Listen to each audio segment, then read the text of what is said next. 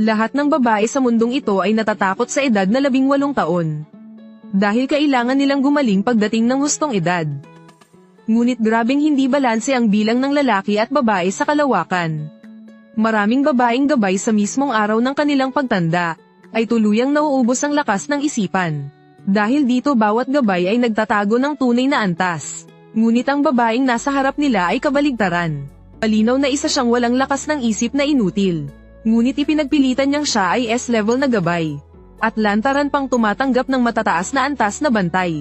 Dahil sa kalawakan, habang mas mataas ang antas ng bantay, mas lalong gwapo ang kanilang anyo.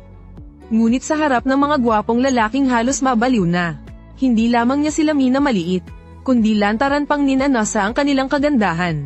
Pagkatapos ay tatusok lamang ng walang silbing pampigil, at tatapusin ng padalos-dalos. Mabilis na napansin ng nakatataas ang kakaiba. Ang gabay na nagpakilalang S-level, ay hindi man lang makapaglabas ng espiritong anyo.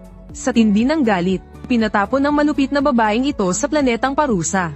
Dito ikinukulong ang pinakamabangis na kriminal sa buong kalawakan. Ito ang pinaka-nakakatakot na lugar para sa mga gabay. Ngunit ang babae ay nanatiling ganoon pa rin. At hinayla papaitaas ang pinaka-nakakatakot na nilalang sa kailaliman. Noong una, inakala ng kabilang panig na isang mabait na anghel ang kanyang nakilala. Isang salitang takot lamang ang sinabi ng babae. At ikinadina niya ang sarili sa silid na puno ng kasangkapang parusa. Hanggang sa sandaling iyon, saka lamang ipinakita ng babae ang kanyang masamang anyo. Sinamantala ang sandaling hindi makalaban ng kalaban. Hindi niya inakalang ang sirena ay dating pinakamalakas na nilalang sa kalawakan. Kaunting lakas ng isip pa lamang ang inilabas ng babae, ay tuluyan na itong sinipsip. Diretso siyang bumagsak sa dibdib ng gwapong lalaki. At hindi na muling nagising. At doon ako eksaktong napunta. Isang mababa at makapangyarihang tinig ng estranghero ang umalingaw-ngaw sa aking tainga. Tapos ka na bang humawak? Sa pares ng magkaibang mata ay puno ng panganib. Nang ako'y tumayo saka ko lang napansing ang katawan ng lalaki ay nakagapos ng mga metal na tanikala. Ang maputi at matipunong katawan ay punong-puno ng latay. Unti-unting lumitaw ang takot sa aking mukha. Mga sipit at kadena. Ano ba ang mga ito? Sabay ng malakas na ugong sa aking isip.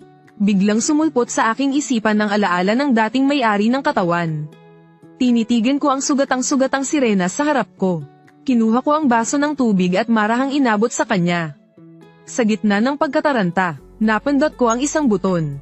Isang malakas na kuryente ang sumabog. At damaloy sa buntot ng isda papasok sa kanyang katawan. Gusto ko lang naman kitang painumin ng tubig. Sino bang nagsabing kagatin mo ako? Hindi ko inakala.